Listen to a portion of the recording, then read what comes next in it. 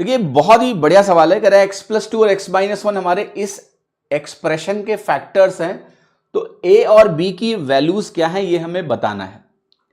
तो देखो फैक्टर्स का बेसिक मतलब क्या होता है अलजेब्राइक एक्सप्रेशंस में, अगर इसका फैक्टर x+2 है तो मतलब इसको फैक्टराइज करोगे तो x+2 आएगा, और अगर इसका फैक्टर x-1 है तो इसको फैक्टराइज करोगे तो x-1 भी आएगा, और साथ ही साथ में आपको एक वैल्यू यहां पर भी कुछ दिखेगी। कहने का मतलब यह है, राइट।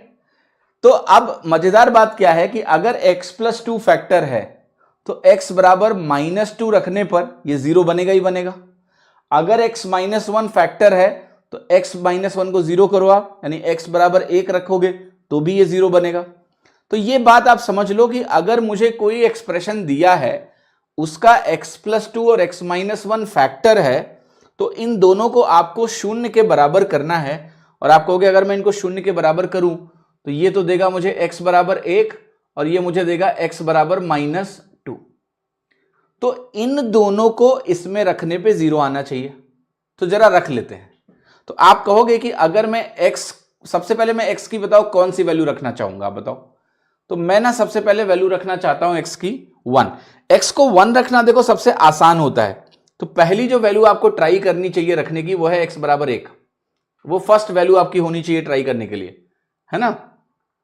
तो सबसे पहले x बराबर 1 रखो। x बराबर 1 रखने का फायदा क्या होता है, ये 1 बनेगा, यहां से आपका 10 बनेगा, यहां से आपका a बनेगा, यहां से आपका b बनेगा, और ये वैल्यू 0 आनी चाहिए, है ना, आएगी। अब हम ये कह सकते हैं कि a प्लस बी की वैल्यू -11 बनी।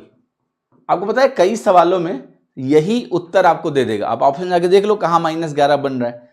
यहां पर 3 जगहों पर -11 बन रहा है, यहां भी -11 बन रहा है, यहां भी -11 बन रहा है, यहां आपका +2 बन रहा है, यहां भी -11 बन रहा है। तो ये गलत हो गया, बाकी तीनों सही हो सकते हैं।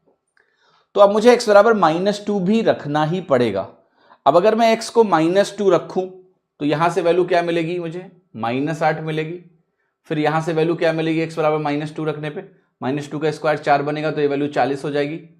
-2 रखूंगा तो यहां से -2 ही आएगा, प्लस b आएगा, ये वैल्यू क्या हो जाएगी, 0 हो जाएगी। तो यहां से अगर आप सॉल्व करोगे तो ये एक्सप्रेशन आपको देगा सिंपली, यहां से आ रहा है आपको 32, तो मैं इसको उधर लेके जाऊंगा तो 2a माइनस b आपका आ जाएगा सिंपली 32, राइट। अब आप सॉल्व कर सकते हो इक्वेशन को, और 1 सेकंड लगेगा। इन दोनों को जोड़ दो आप तो आपको मिलेगा 3a = 21। तो यहां से आपकी a की वैल्यू 7 आ गई, और a अगर 7 आ गया तो 7 यहां लिखा है, a करेक्ट हो गया, ठीक है। खैर आप चाहो तो b को भी निकाल सकते हो। a अगर 7 आया तो b की वैल्यू हमारी -18 आ गई। तो आपका a ऑप्शन करेक्ट हो गया। a = 7 and b = -18। तो इस तरह सॉल्व करेंगे। अच्छा सवाल है, इस कॉन्सेप्ट को भी समझ लेना कि फैक्टर्स का मतलब क्या होता है।